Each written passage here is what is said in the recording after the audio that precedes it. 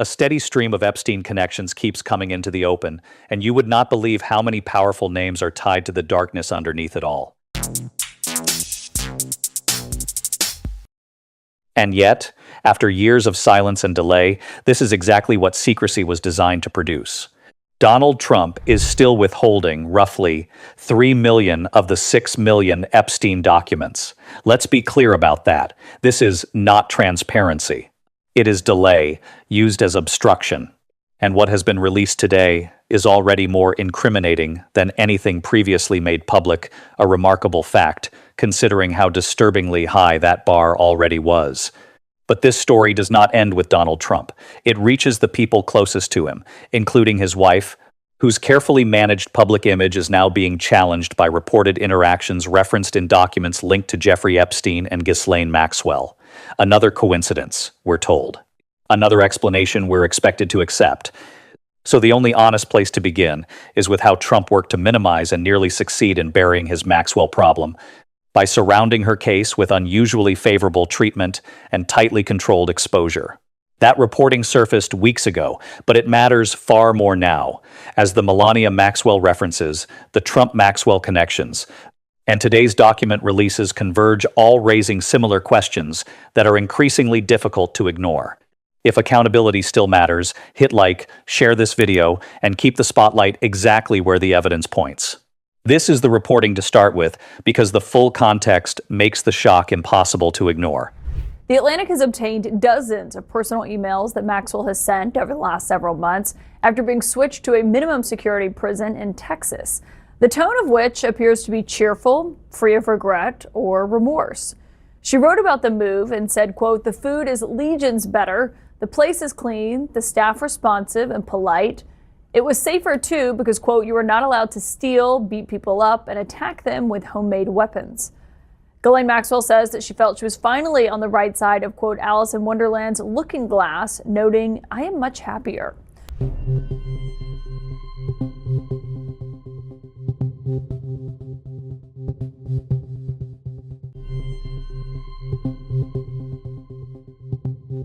My source is the Atlantic staff writer who obtained these emails, Isaac Stanley Becker, and thank you for being here. What have you learned in these emails? I mean, you literally have the emails themselves. I have them here right in front of me. You know, Caitlin, I was so curious to get my hands on these emails because there's been so much attention on Epstein and the Epstein files and the existence or non-existence of this client list. But Jeffrey Epstein is dead, and Ghislaine Maxwell, the person who's been convicted of crimes associated with his conduct, is alive. And as you said, she's being held at this minimum security prison in Texas. And she's been emailing members of her family, members of her legal team. And so we're able to listen to her own words about what her situation is like, what's on her mind, and what her expectations and hopes are for the future. And as you said, I was somewhat surprised that the tone of these emails, you know, I was expecting some type of sadness, if not for the victims, you know, maybe for her own situation. This is someone who's had quite a fall from grace. But she's really quite cheerful in these messages. She's optimistic, she's really grateful and reveling in her much improved conditions in this prison.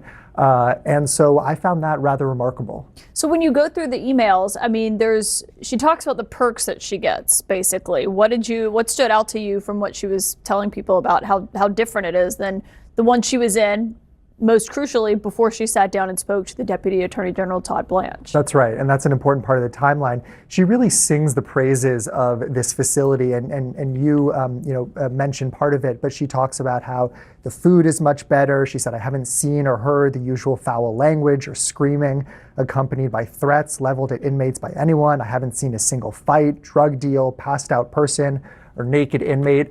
And importantly, she also describes the rather unusual services that the warden of this prison is providing to her, ensuring special access for her visitors in a unique part of the prison, and also playing this very odd kind of go-between role for her, between her and members of her legal team, emailing and scanning documents. And I talked to defense attorneys in the area, seasoned defense attorneys, including some who've represented clients who've been held in this facility. And they said that this is just so outside of the norm, that there's about 650 women being held at this facility. The warden is just not involved in individual cases like this. So what one defense attorney said to me is there's two possible explanations.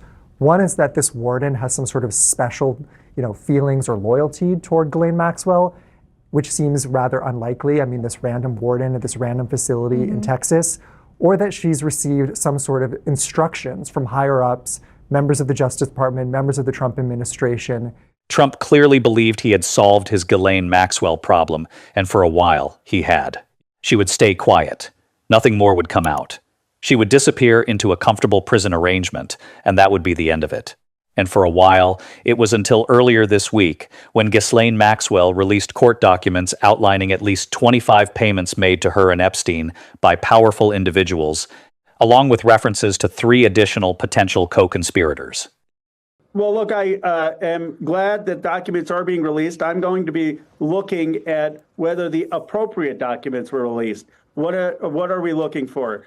The FBI statements. We need to see whether the 302 forms are being released. That's where the survivors mention who the other rich and powerful men are who abused or raped them. We know from even Maxwell that there are many other men who cut secret deals. Who are these people? Those are in the 302 files.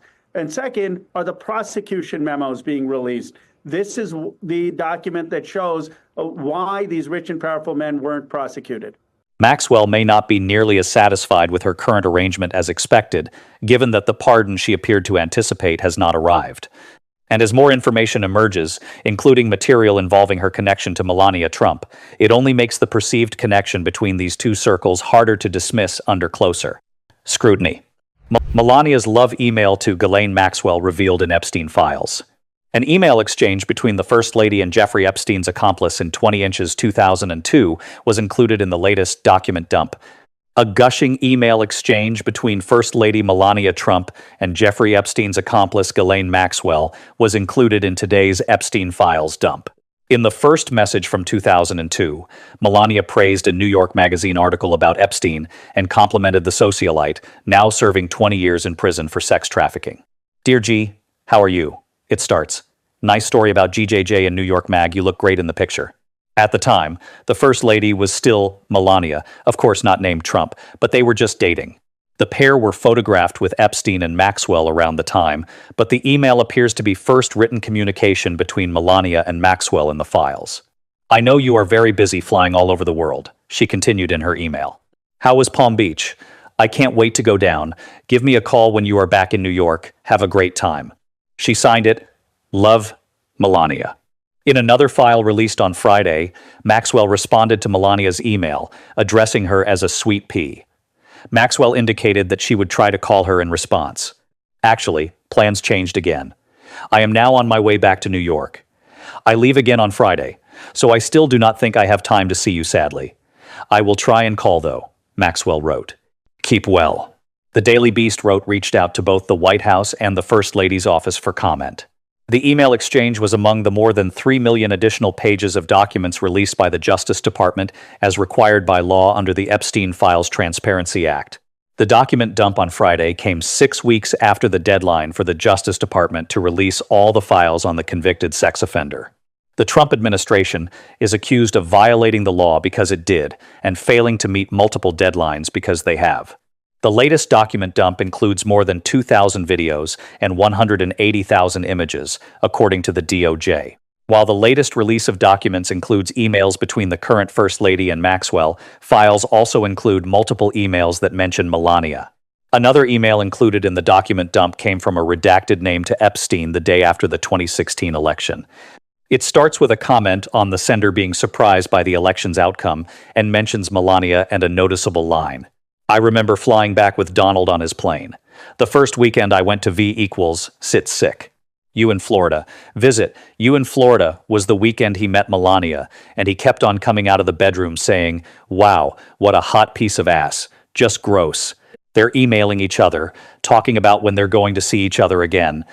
Do people do that with acquaintances? That is open to interpretation.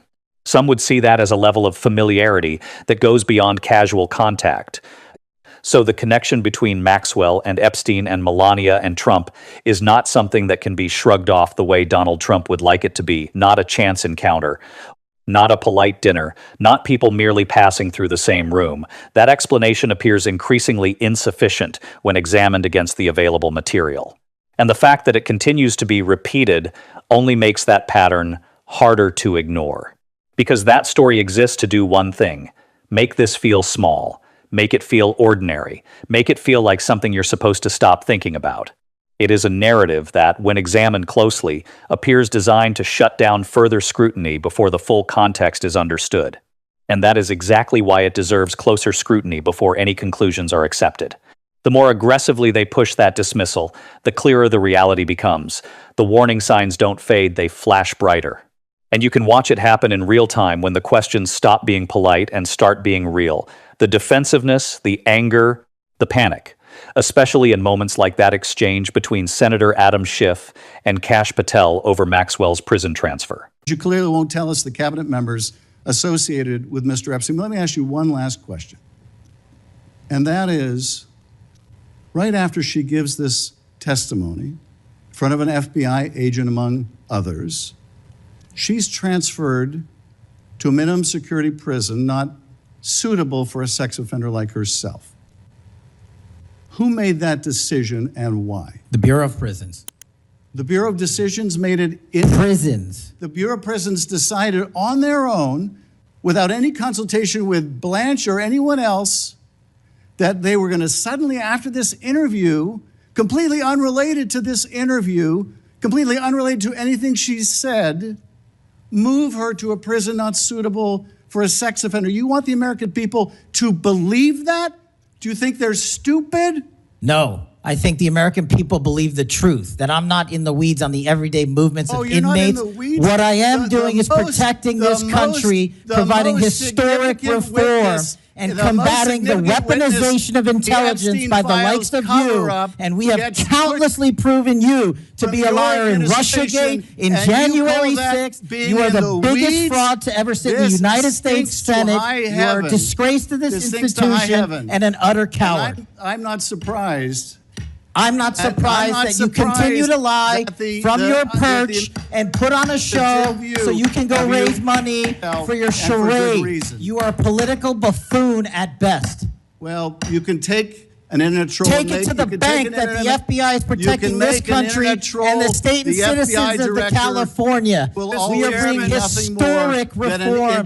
Point of order. But all you care about is a child sex predator that was prosecuted by a prior administration, and the Obama Justice Department and the Biden Justice Department did squat. And what did President Trump do? Bring new charges courageously. And what have we done? Chairman, you said I'm the most transparent FBI director in history. 33,000 pages of information to you. I challenge you to say anything credibly to the truth.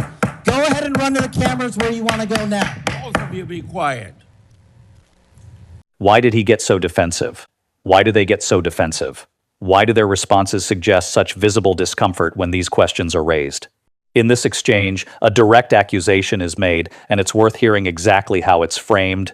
If Blanche believes that there is no cover-up, then he should release the 302 files. The 302 files are where the survivors name who these rich and powerful men are. I've talked to the survivors. They say that they have named those people in the FBI witness interviews. So if those witness interviews are released, the American people can see for themselves who the survivors named and can come to their own judgment of their guilt.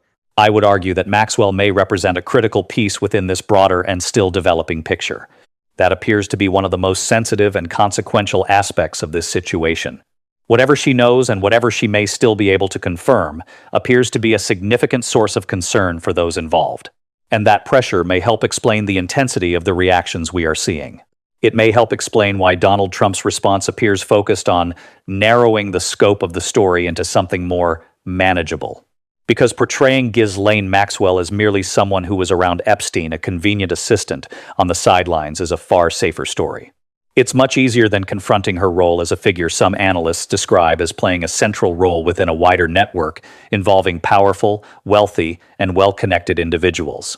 That is a set of questions they have yet to publicly address in full. And that's where the reported interactions involving Melania and Maxwell become increasingly difficult to dismiss under continued scrutiny. The familiarity, the back and forth, the paper trail. And if past patterns hold, more of it will surface.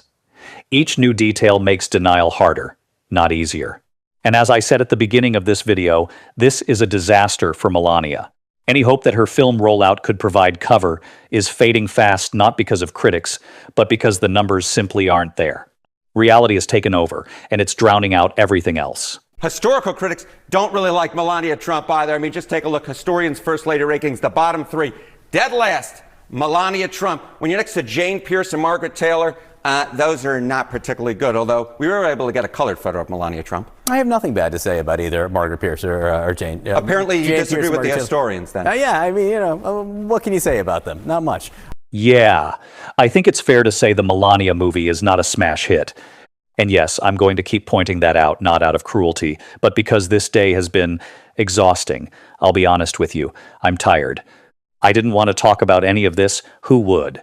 But walking away isn't an option. Not when the stakes are this high. Not when the story keeps expanding and the questions keep getting harder, not easier. Because at some point, ignoring it becomes a choice, and that's a choice I'm not willing to make. Because this is a responsibility.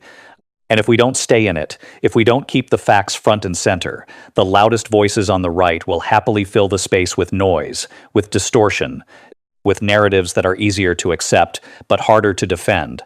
That's why it matters even here, even online, that this story doesn't get buried or reshaped into something unrecognizable. That it stays grounded in what we can actually see, what we can actually verify, and what continues to raise questions, no matter how uncomfortable those questions may be. So, if you're still here, if you followed this all the way through, take a second, like the video, share it, leave a comment, not just for engagement, but to make sure this version of the story is the one that actually circulates. Because visibility matters. What people see first tends to shape what they believe. That's how we make sure the narrative isn't dominated by the same familiar outrage merchants. That's how we keep the focus where it belongs. I'm going to keep doing my part. We're going to keep showing up. We're going to keep asking the questions. And we're not going to let this just quietly fade away. Until next time.